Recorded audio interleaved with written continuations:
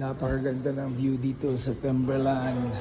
First time actually dito sa Timberland guys. Ayan na yung view. Oh my God. Yung gustong pumunta dito sa Timberland, ito na yung magiging magnificent view nyo guys. Oh, ng City of Manila. Yeah. Ayan guys, napakaganda. Ayan guys, dito kami sa Go Hotel ngayon. Ayan.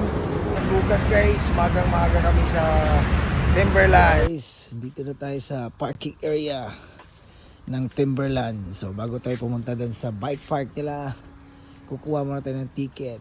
Yeah, see you later.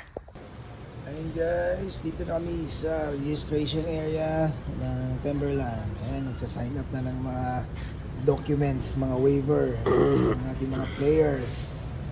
Yeah. Pag weekdays is 250 pesos. Tapos pag weekend, Saturday, Sunday, 500, no? Pero pag yung weekdays, holidays, are regular rate. Regular rate, okay. Si Sir Brent. Siya Papalik ang launch pad, itong bill ended sir, 900 meters sa akin po. Tapos may mga rest stop naman sir, sa mga area. Okay. Tapos yung more lusong sir na trail, itong B3, Point Break sir, Enter the Dragon, Top Gun. Tapos yung may mga ahon sir na trail, itong Viper, Kung Fu Panda sir sa Enter Dragon, ayan po yung may Guys, meron ditong restaurant. Ayan, may mga binibentang tubig, soft drinks, at saka saging, saka itlog. Ayan guys. Saka siksing rider. Okay. Siksing rider guys, Guys, dito na tayo sa pinaka starting area. Yeah, ready na ating mga riders ngayon, no?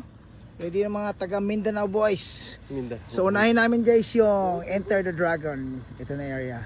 Alright, check nyo yung aking POV guys. Alright, see you later.